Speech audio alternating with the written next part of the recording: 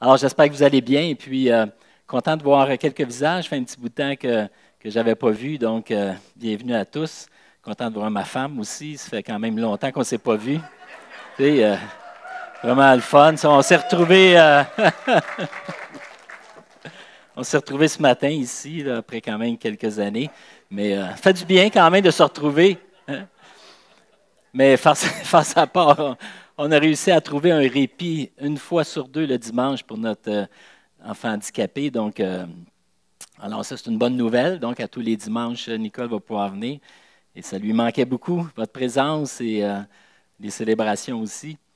Alors donc, justement, on va parler ce matin de famille et de communion. Je pourrais utiliser le terme aussi connexion. C'est un terme que vous avez déjà entendu dans les dernières semaines. C'est un terme aussi que vous allez entendre dans les prochains mois. Alors, je me joins en quelque sorte à l'enseignement, au message que Stéphane a apporté le 21 août dernier. Excellent message que je vous invite vraiment à faire l'écoute de ce message-là, qui est une communication de l'équipe pastorale concernant un projet qu'on va appeler les rencontres connexion. Alors, donc, c'est très important de comprendre la démarche ici de l'équipe pastorale.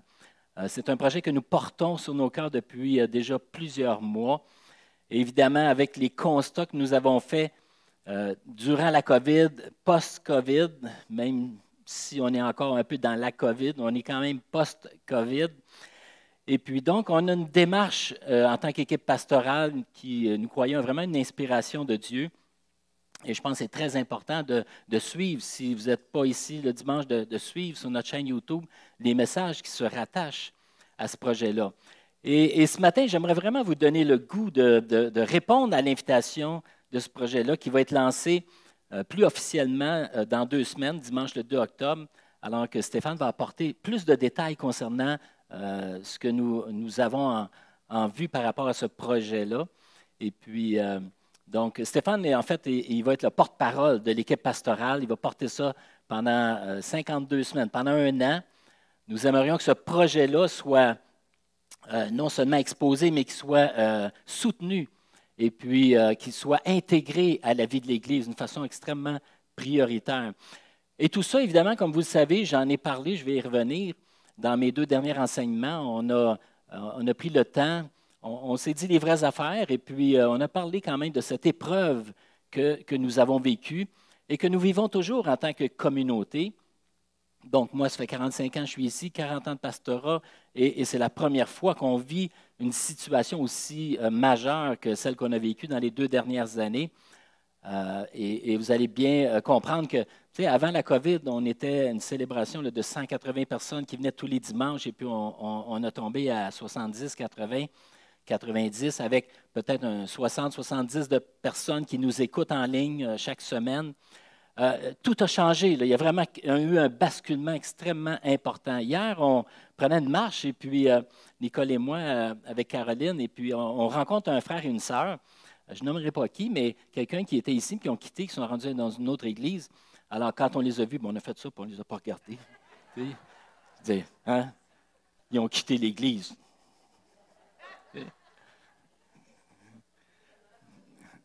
Mais on a parlé une demi-heure et puis ça a été vraiment très, très, très amical, très fraternel.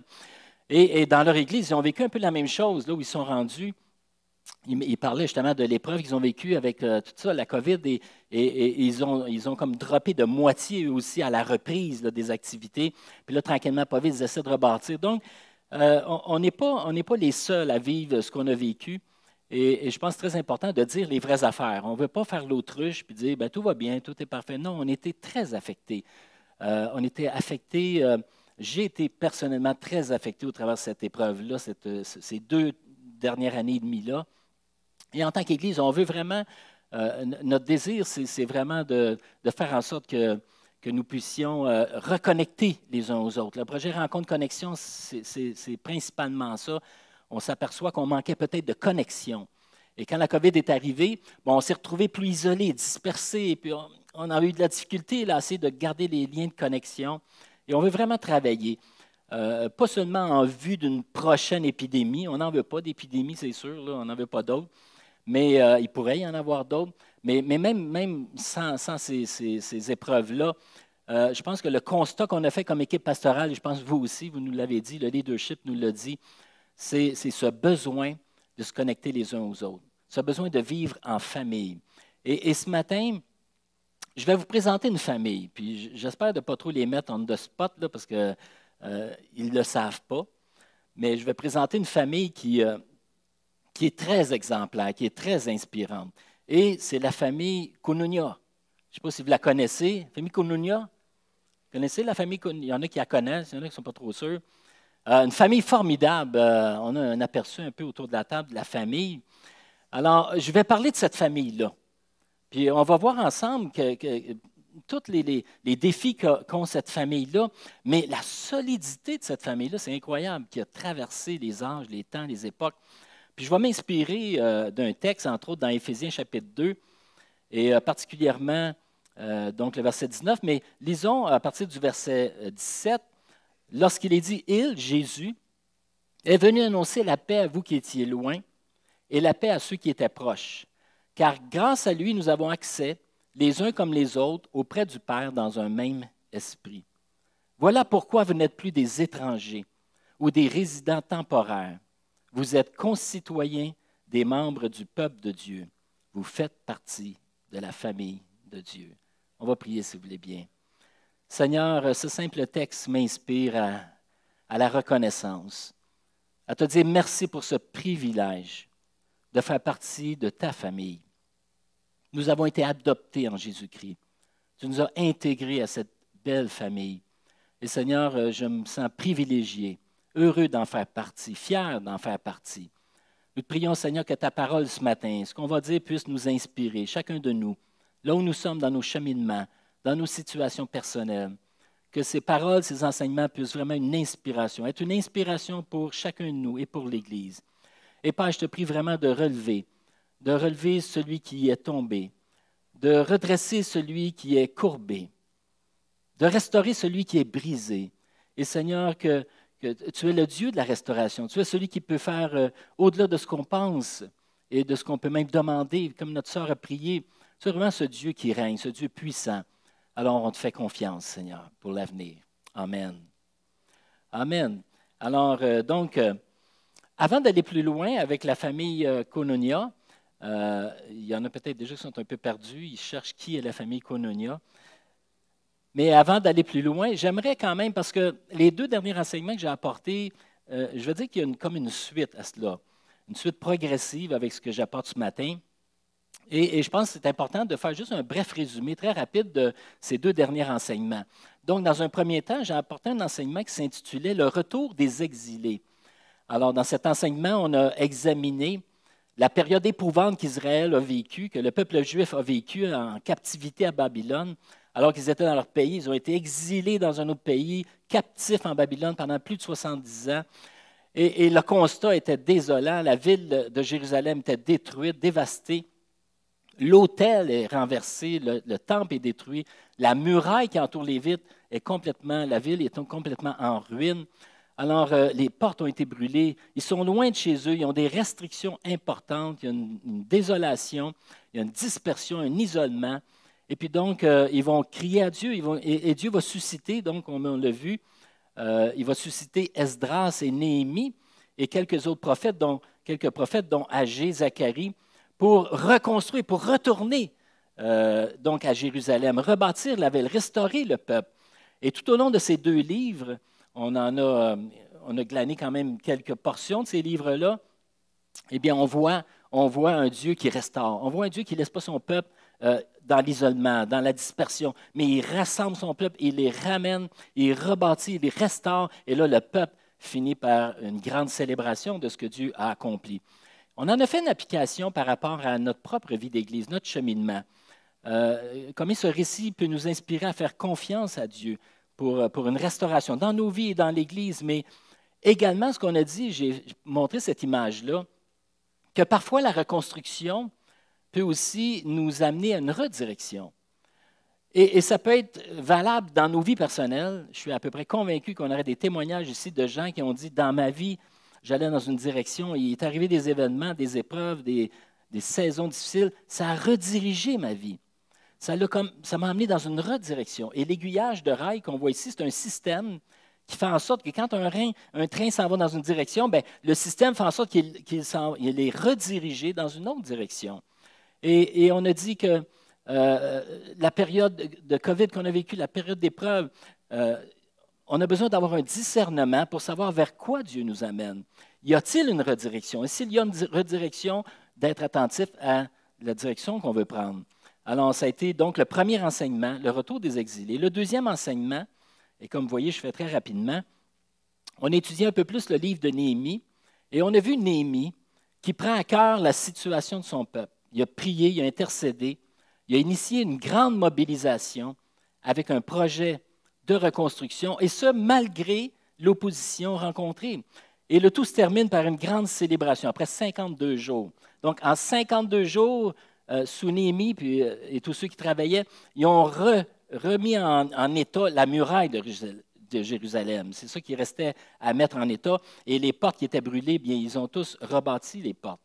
Et leur leitmotiv, leur motivation principale était celle-ci: levons-nous et bâtissons. Et ils se fortifièrent dans cette bonne résolution. Alors, ensemble, le peuple, Néhémie les a inspirés, puis ensemble, ils ont dit: levons-nous et bâtissons, il y a un avenir pour nous. Et voilà donc qu'ils se mirent ensemble et ils ont pris une bonne résolution. Il y a une décision qui est prise, il y a une résolution qui est prise également.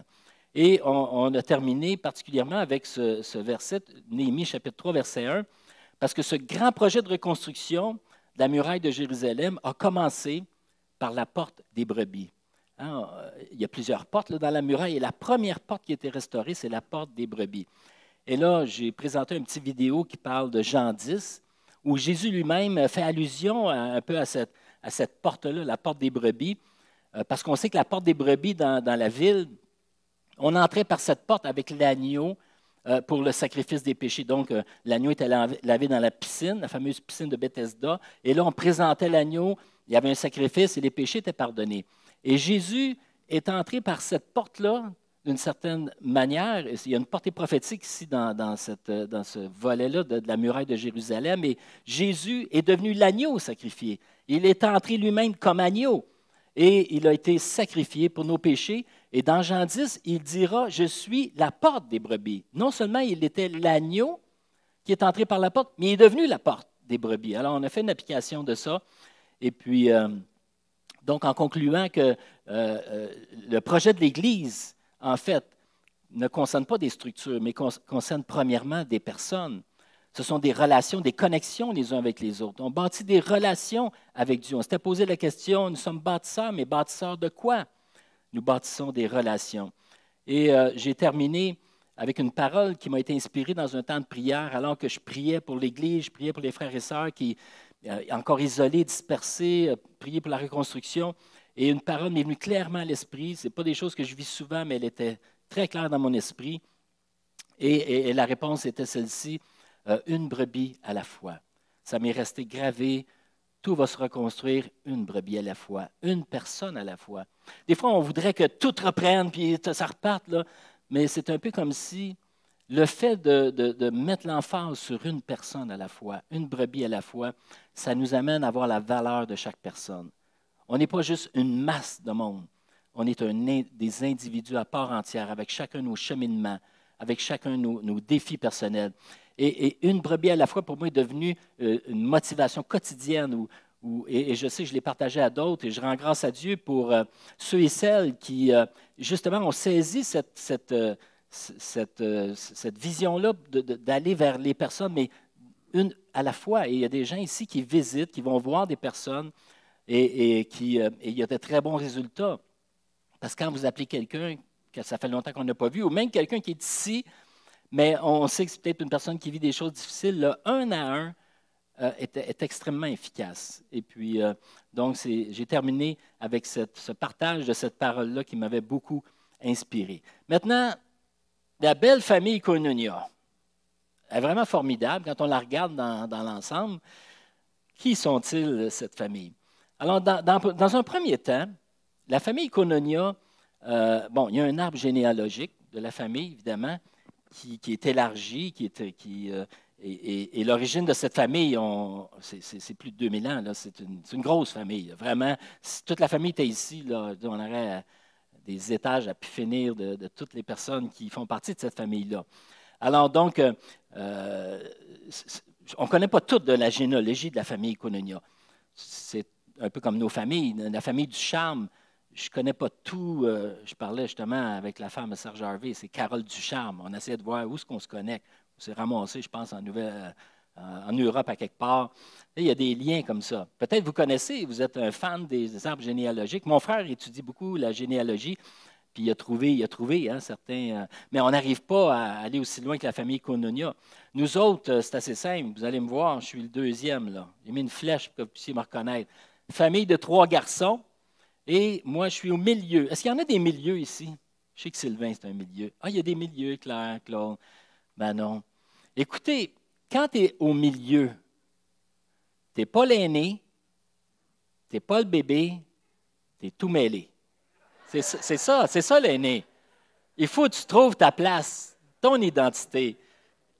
Alors, moi, je suis dans le milieu. Mais, bon, je suis venu à bout de trouver ma place. Avec Nicole, on a pu avoir donc notre famille, pour ceux qui ne l'ont jamais vu. On a donc Jean-Daniel, le plus grand, 6 pieds 2. Mélina à côté, qu'on a adopté d'Haïti. Ensuite, à droite complètement, on a Taina, qu'on a adopté au Québec. Et puis, qui a eu Alissa. Alors, ça date de quelques années. Alissa, elle a eu 8 ans, avant-hier, elle a eu 8 ans. Et sur la chaise, c'est notre petite Caroline, justement. Alors, Caroline, qui est avec nous depuis 30 ans. C'est un handicap lourd. Et puis, on l'a en famille d'accueil depuis 30 ans. Elle avait 2 ans quand elle est arrivée chez nous. On avait aussi les 2 autres, parce que les 2 autres, Mélina et Jean-Daniel, ont aussi le même âge que Caroline. Ils ont tous 32 ans. Ils sont tous nés en 90. Fait que quand on a eu Jean-Daniel, on avait commencé des démarches d'adoption. Oups, l'adoption est arrivée. Ils avaient presque 2 ans tous les deux. Et là, on nous a présenté en famille d'accueil. On avait fait une demande. On voulait tellement avoir des enfants qu'on a envoyé des lettres partout. On a accueilli Caroline dans un placement d'urgence. Et ça fait 30 ans qu'elle est avec nous à la maison. Alors, les 3 avaient 2 ans. Et c'était du sport. Il y en avait des couches. À 2 ans, là, c'était du sport. Alors, c'est notre famille. La famille élargie, mes parents au centre, ça date de quelques années, évidemment. Alors, ça, c'est notre famille élargie, les 3 frères avec la progéniture. Et puis, il manque les 8 arrière-petits-enfants là-dedans. Il y en a 8 autres qui se sont joints à la famille. Alors, donc, ça, c'est notre famille biologique. Mais l'origine de la famille Koinonia, et vous n'en reviendrez pas. Je suis certain que vous allez tomber sur le dos de vos chaises. J'ai trouvé le nom de la famille dans la Bible. Oui, dis, j'ai trouvé leur nom dans la Bible. 20 fois, on parle de la famille Koinonia. J'aurais aimé ça, moi, la famille du Charme, que la Bible en parle à quelques reprises. Je n'ai pas trouvé mon nom de notre famille, en tout cas, mais Koinonia, on en parle 20 fois. Et puis, on parle d'une famille invisible, un peu, une famille élargie, une famille qui date de siècles et de siècles. On le voit, entre autres, dans le premier épître de Jean, au chapitre 1. Je vais aller juste le verset 3. « Oui, ce que nous avons vu et entendu, nous vous l'annonçons à vous aussi, afin que vous aussi, vous soyez dans la famille Koinonia, avec nous. Or, la famille Koinonia est avec le Père, avec son Fils Jésus. Si nous vous écrivons ces choses, c'est pour que notre joie soit complète. » Bon, j'ai changé un petit peu les mots, là, juste pour qu'on se situe, là, qu'on parle de la famille. Alors ça, c'est la famille élargie. On ne la voit pas, cette famille-là. Elle est invisible dans le sens que seul Dieu la connaît. C'est une famille issue de Dieu, dont la Trinité en fait partie. Donc, il y a une communion avec toute cette grande famille-là, dont la Trinité, le Père, le Fils et le Saint-Esprit. Maintenant, la famille plus proche, la famille Koinonia, celle qui est visible, celle qui s'est établie à Rosemère. Il y a une famille Koinonia qui sont emmenés ici, sont installés ici, ils se sont développés ici, la famille Koinonia à Rosemère. Donc, on les voit entre autres dans Acte 2. Oups, j'ai perdu mon PowerPoint. Acte 2. Il est dit donc que ceux qui acceptèrent les paroles, après le discours de Pierre, ils se firent baptiser et ce jour-là, environ 3000 personnes furent ajoutées au nombre des croyants. Dès lors, ils s'attachaient à écouter assidûment l'enseignement des apôtres, à vivre en famille, les Koinonia, les uns avec les autres dans la communion fraternelle, à rompre le pain, à prier ensemble. Et donc, la famille Koinonia, si on veut un petit peu plus s'identifier à eux, on va regarder plus le côté, ceux qui vivent sous le même toit, ceux qui sont ensemble, qui se sont établis ici à Rosemère. J'ai une photo des parents. Les parents sont à gauche en haut. Il y était quand même quelques-uns.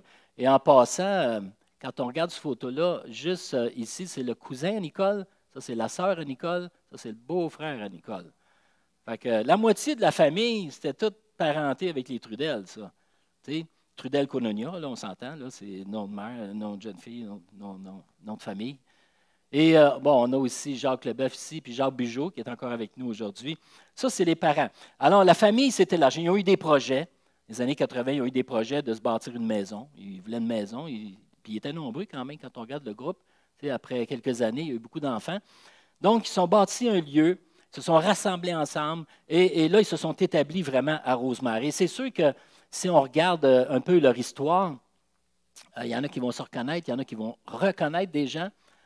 Mais ils ont eu ils ont eu des petits-enfants, ils ont fait des événements extérieurs.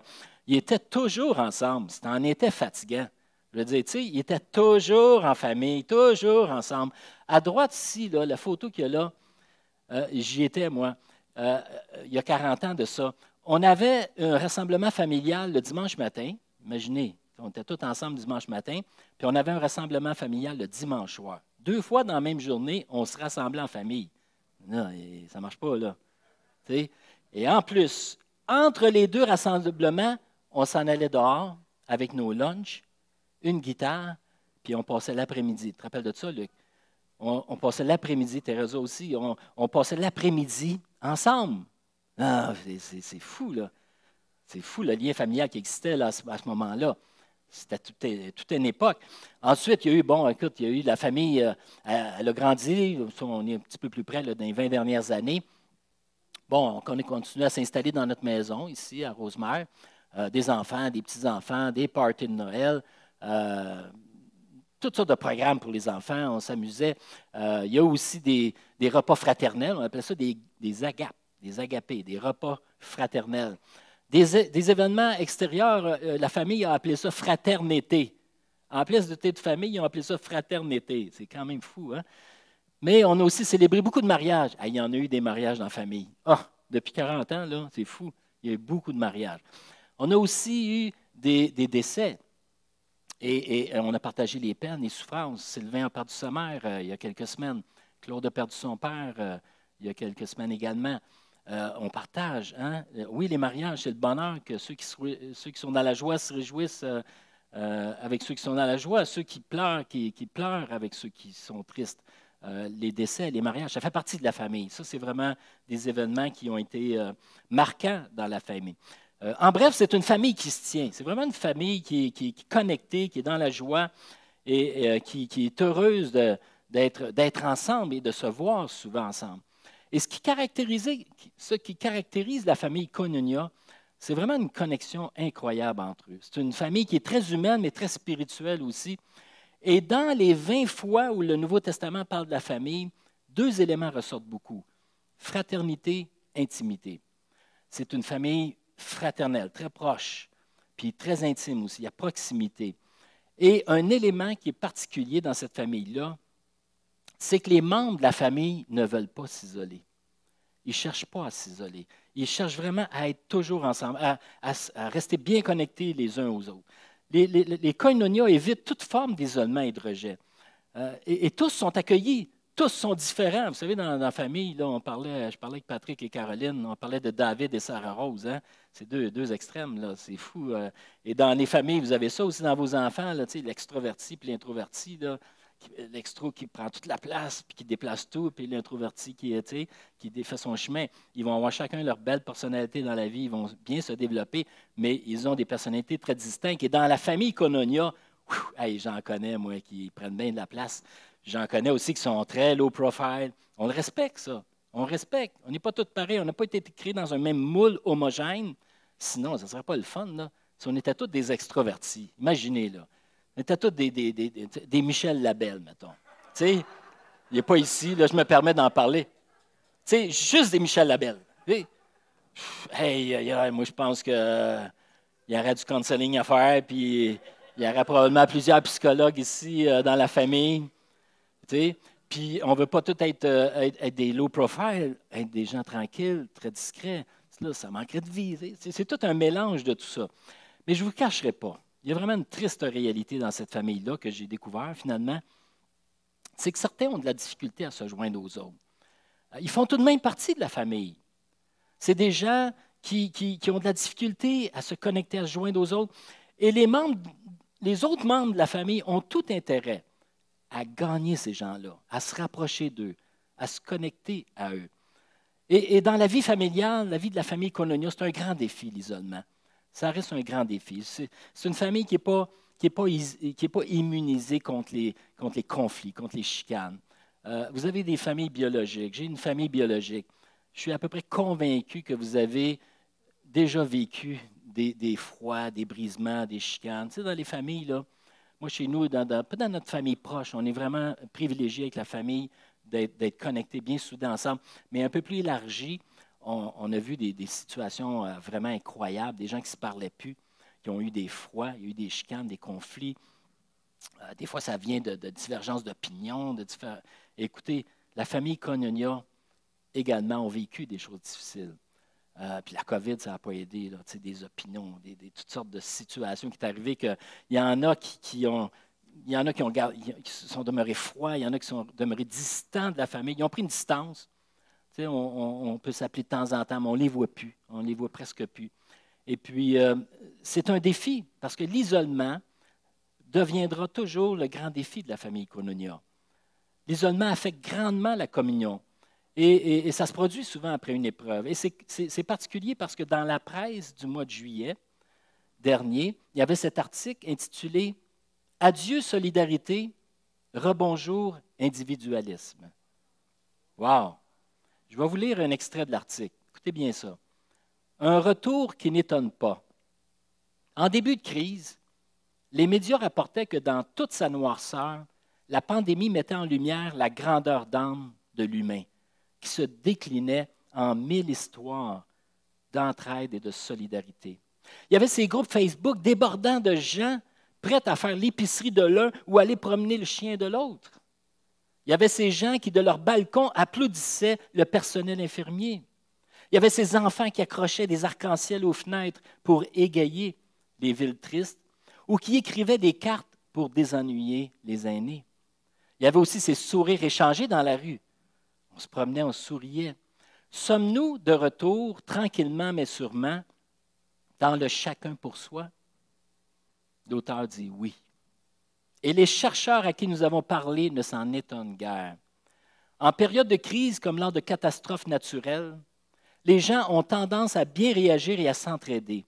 Mais ces efforts durent un temps seulement. On s'habitue. La situation s'améliore. On laisse le gouvernement prendre les choses en main et on revient à notre routine, l'individualisme et l'isolement.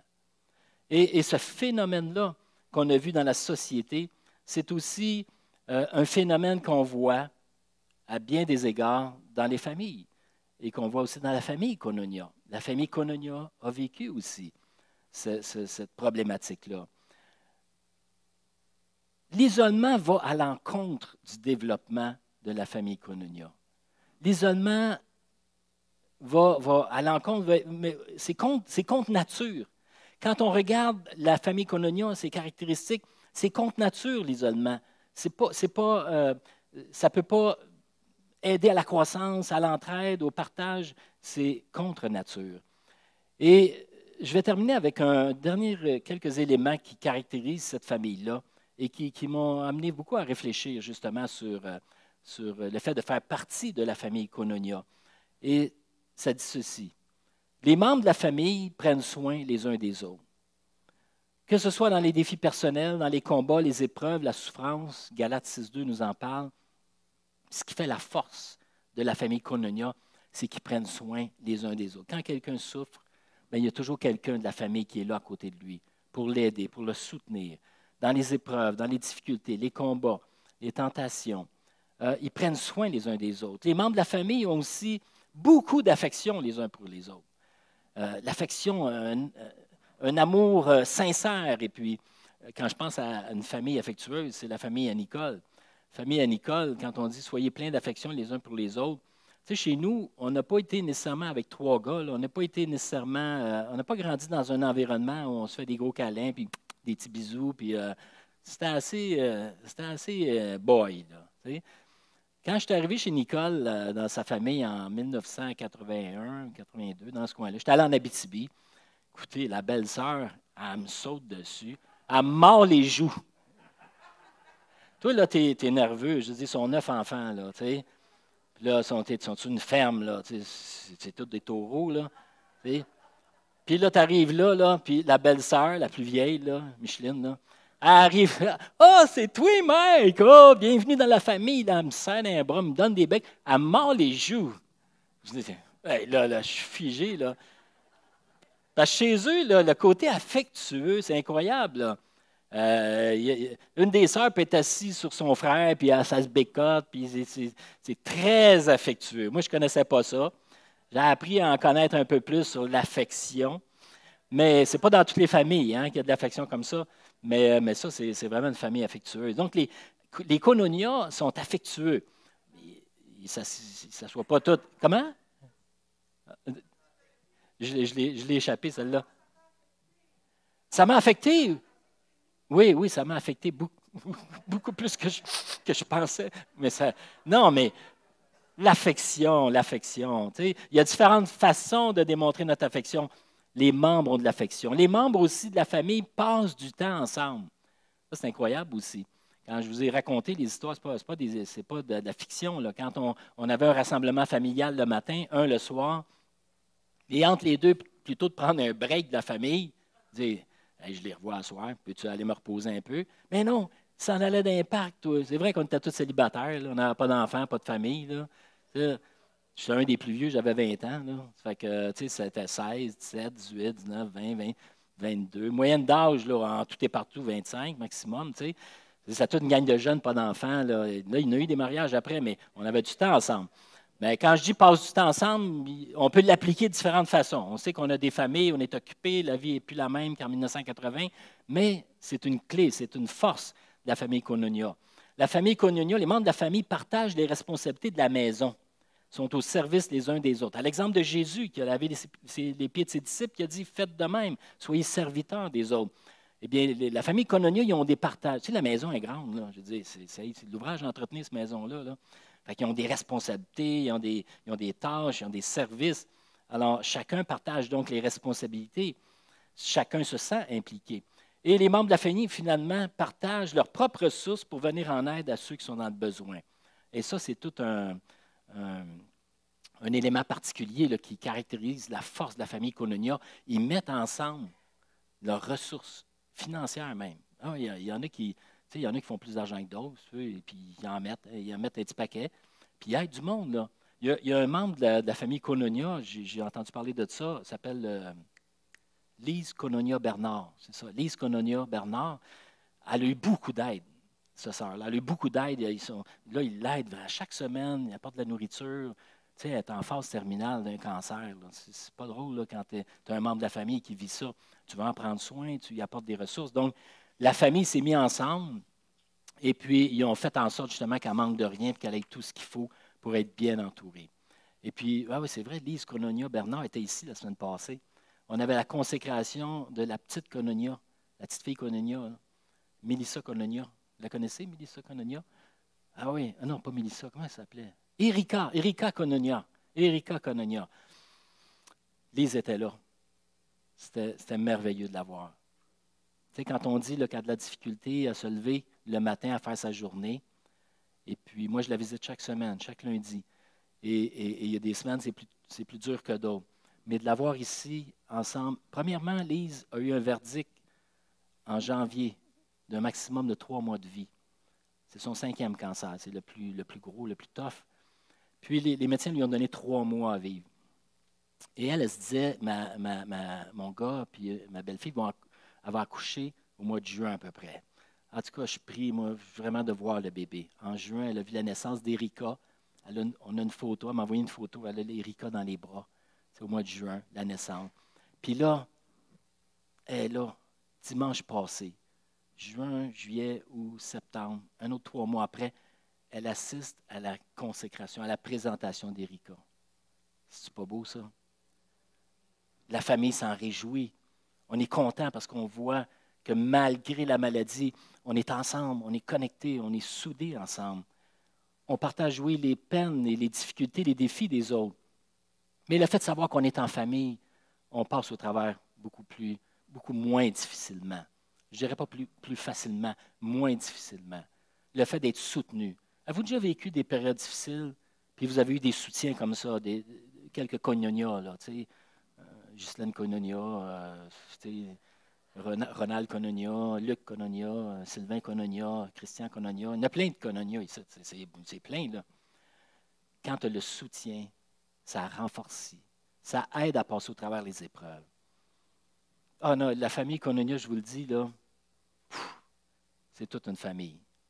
Je suis content d'en faire partie. Je suis content d'en faire partie depuis toutes ces années, malgré le fait que ça n'a pas toujours été facile.